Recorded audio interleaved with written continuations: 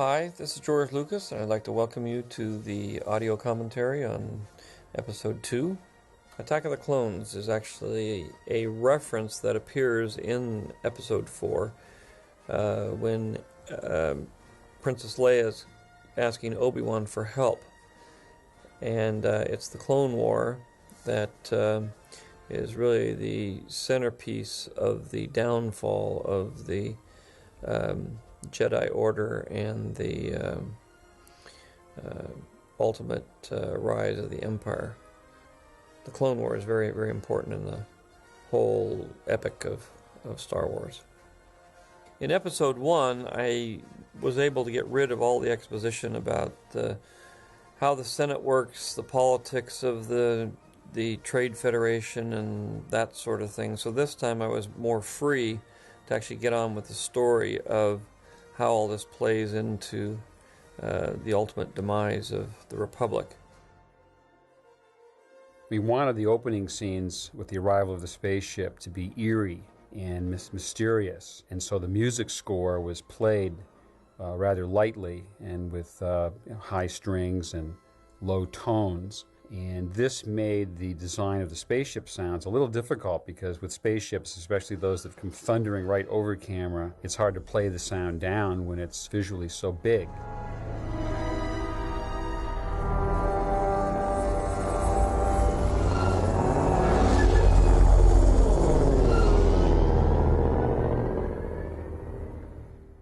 This is an interesting set because we didn't actually build it for Episode 2. We actually took the plate that we had shot on Episode 1, removed the actors, and redid this scene against blue screen and comped them into that spaceship.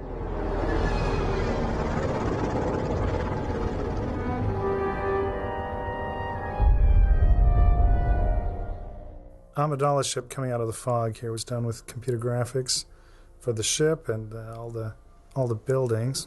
The idea was to have the whole platform kind of enshrouded in fog to set a bit of a somber tone for the scene. I had to sort of have an assassination attempt, which was the original story, but I decided that I'd sort of blow up a big spaceship and use a decoy, and I think gave it a more lively opening to the film. I also like the fact that R2 is actually the first character that gets a close-up and is introduced into the movie. It's ultimately R2's story. I guess I was wrong. There was no danger at all.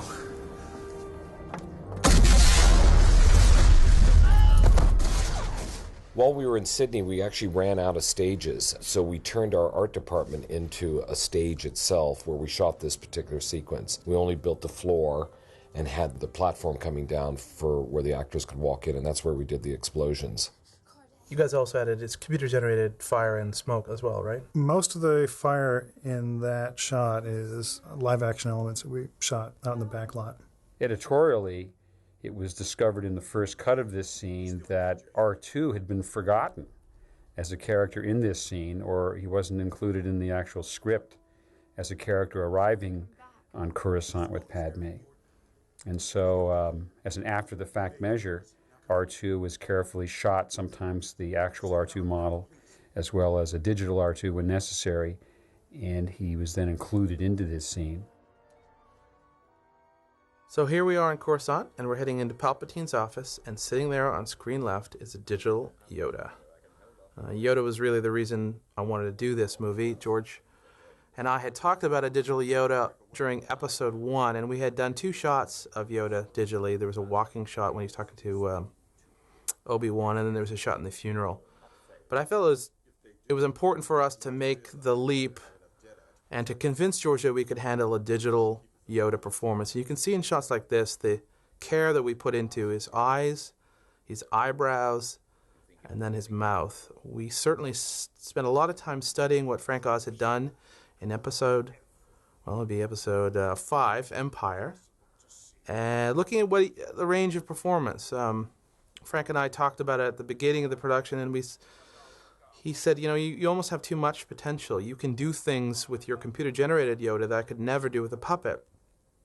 And I felt that was right, that I wanted to remain true to the puppet's performance. And here you can see I was walking across the floor we studied what Frank had done with the puppet, how he moved the puppet, and then sort of extrapolated that down into the walk. I had read, long before I joined ILM, I'd read that George wanted to see Yoda walk, that he felt that he wanted to see that character in a more important role and unrestricted by the techniques that they had done in the 70s and 80s. So this sequence was our first chance to show off what we could do. You can see his clothing, his facial performance, his skin, and even little jitters in his ears. You'll see those.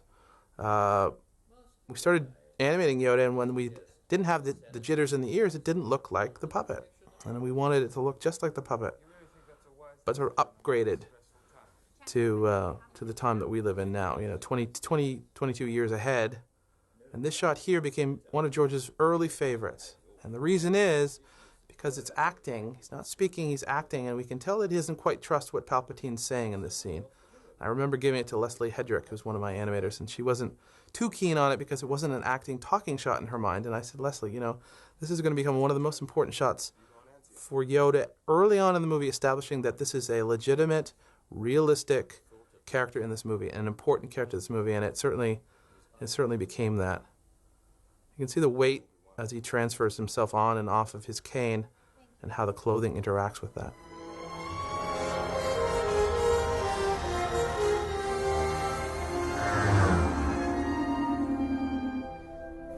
You seem a little on edge.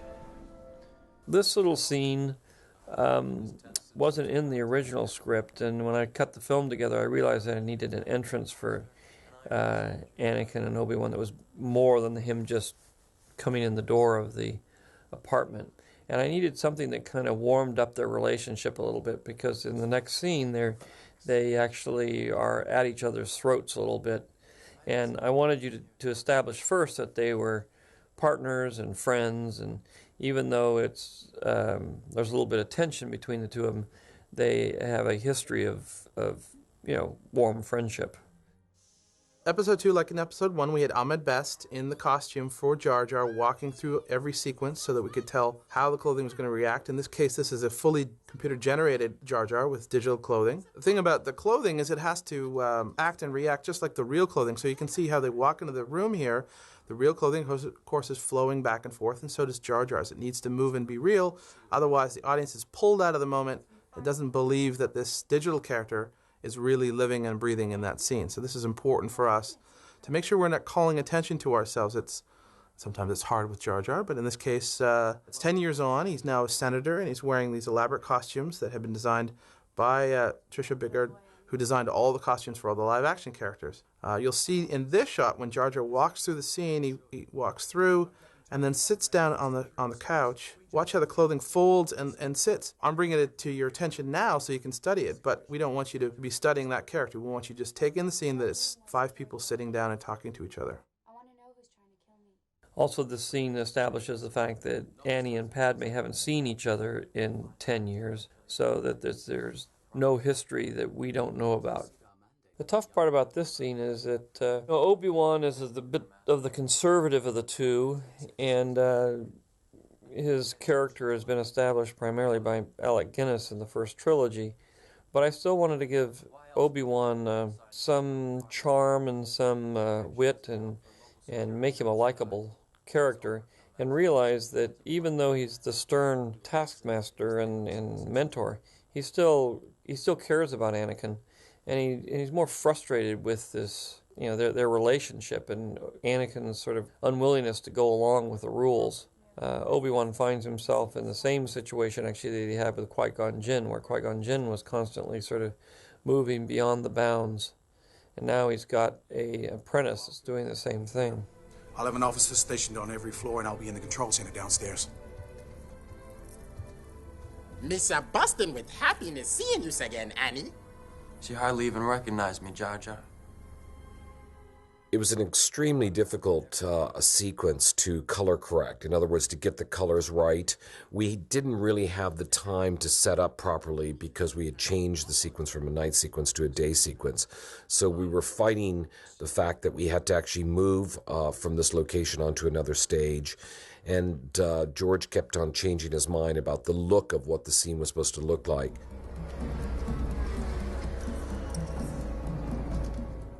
In introducing the bounty hunters, wanted to deal with Jango Fett, who was Boba Fett's father, and I needed a second bounty hunter who I decided I'd make into a changeling but have her look like a beautiful woman, just so that we had a different take on bounty hunters rather than having an ugly monster. She actually is an ugly monster under her fake facade. We did one very large matte painting that covers about a 120-degree field of view to be used throughout the scene. Since it had all this moving traffic in it, we did 20 seconds worth of traffic so that we could cover the longest shot we had to deal with. There are many other ways to kill a senator. I know, but we also want to catch this assassin, don't we, Master? As Obi-Wan and Anakin wait for something to happen, I wanted to establish that Padme was asleep in the other room, that there was a certain amount of security with R2, and that Anakin is a little cocky, a little sure of himself, and constantly chafing a little bit with Obi-Wan.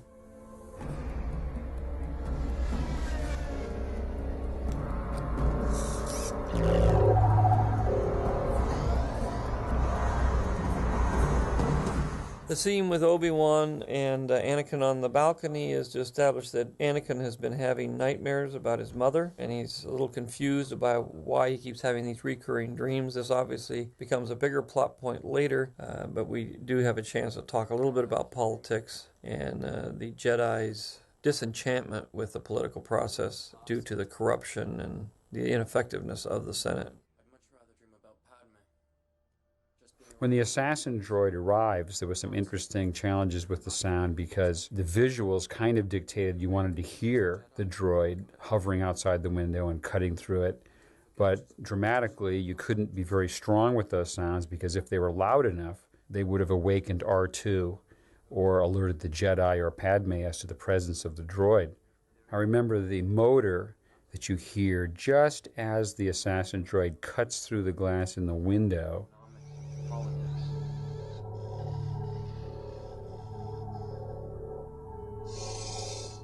Is actually a little motor that was recorded inside Jabba the Hutt's head on Return of the Jedi. It was a tiny servo motor in the original puppet of Jabba the Hutt that I recorded, and that little sound has been in our library for a long time. We've used it for other things as well. So the story point here is that the probe droid, which is animated, comes up to the door, or up to the window, I should say, cuts a hole through, and then the Cahoons, or the assassin bugs, are released, and they are animated. They turned out to be very difficult. There's procedural animation is what we call it. We would animate the character along a path, and then the legs, a program was run on them to help make them contact with the ground. Whether it be on the bed or on the carpet, we would animate the overall body, and then the legs would come in afterwards. Here with Obi-Wan, we get a little sense that Anakin has some relationship with Palpatine, and that he likes Palpatine. In the last film, we set up the fact that Palpatine was going to watch after Anakin. I sense it too.